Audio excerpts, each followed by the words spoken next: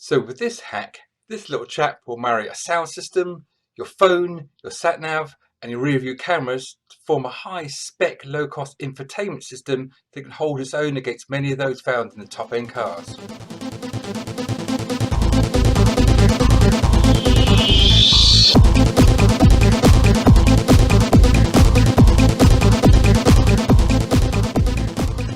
Okay, so this hack is about marrying up an Android head unit. Now, for those of you who are not familiar with the jargon, a head unit is the bit of your sound system that's got the knobs, the guts and all that sort of stuff, as opposed to the wires, the speakers, and possibly external amplifier, subwoofers, and all those sort of things. And these ones are basically like Android tablets that are geared up towards entertainment. And the hack here is about marrying that with your phone, your sat-nav and your rear view cameras, which will give you a very high-spec infotainment system that, as I said, will match many of those you find in high-end cars. In fact, in my opinion, better than some of them. They come in all shapes and sizes. Some of them will fit directly into the slot of your existing radio. Some of them will fit into that slot but have a slide out screen, so it's a bigger screen, but some of them are bigger, have bigger screens, and my one, which you'll see later on, has got a big bad boy 10-inch screen, so I've mounted the whole unit on the actual dashboard. I wanted plenty of screen real estate, and we're going to take a look at mine in there at the moment. Mine's quite old now. I've had it a couple of years. It's running Android 8. They're now, I think, it's Android 9 or Android 10. I paid about 70 quid for mine, but you know, I think they're a lot cheaper now.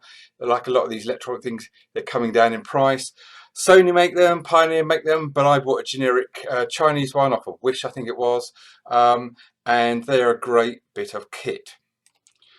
So they generally come with all the bits and bobs, all the cables, the power leads, mounted brackets, that sort of thing, and also a GPS antenna.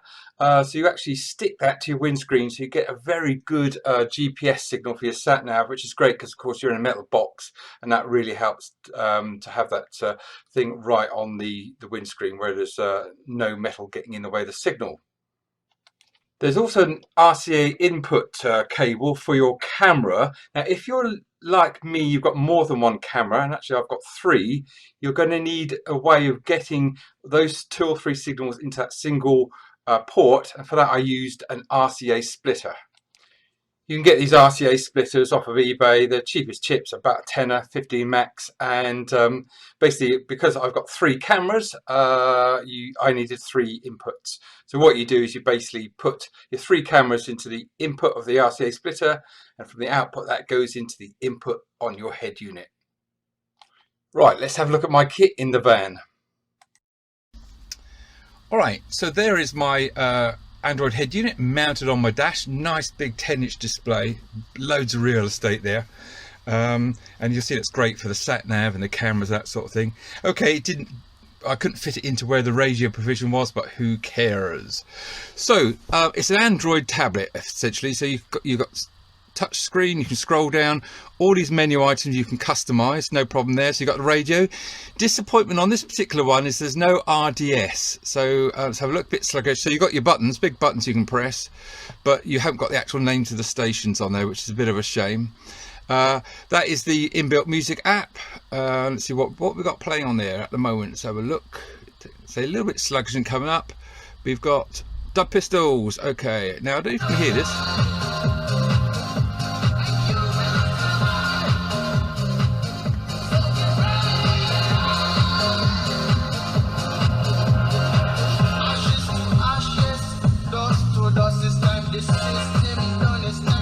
So you can leave it playing while you're looking at other stuff. It's still live, but we want to turn it off, so let me go back to it.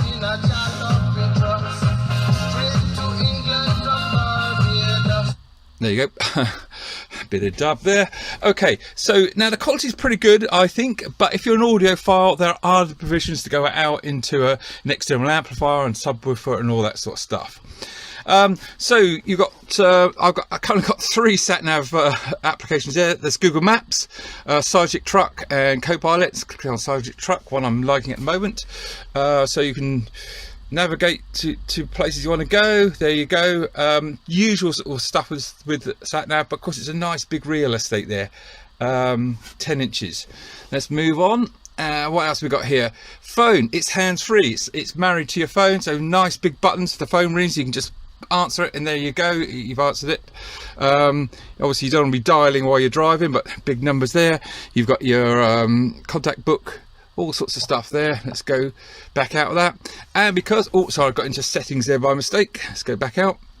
And because it is an Android app, sorry, an Android device should I say, you can put on basic Android apps. So I've got my calendar on there. You can have other little basic Android things on there, but that's all I've got on there at the moment. So that's great. So let's now have a look at the marrying up with the cameras. Now, what the head unit does is when it knows that the cameras have got power to it, it switches over to look at them. Now ordinarily, of course, the conventional thing on reversing cameras is you wire it up to your reversing light. So as soon as you select reverse, power to the camera, and in which case this unit would understand and it would switch to the camera display. I like to keep my cameras running on all the time. Okay, that's what I like to do. So what I do is I've got a power button remote mounted on my dash, and I'll as we look at this, I'll give you a little inset here. You can see how it works. So I click on the power button on the remote button, and there we go. Over there's the first camera there. That's my rear view mirror. It's got about a 90 degrees angle of a view, roughly the same sort of distance objects in the screen as they would be in a rear view mirror on a car. Under the, you can't see it here, but I'll put an inset. I've got the RCA splitter where I select my cameras, go on to number 2. There you go, that's my reversing camera, a wider angle one. That's the majority of the type of cameras that are sold at the moment, but I think it's about 170 degrees angle or 150 degrees angle. Things seem further away than they really are, but you've got more in view, so it's ideal when you're reversing.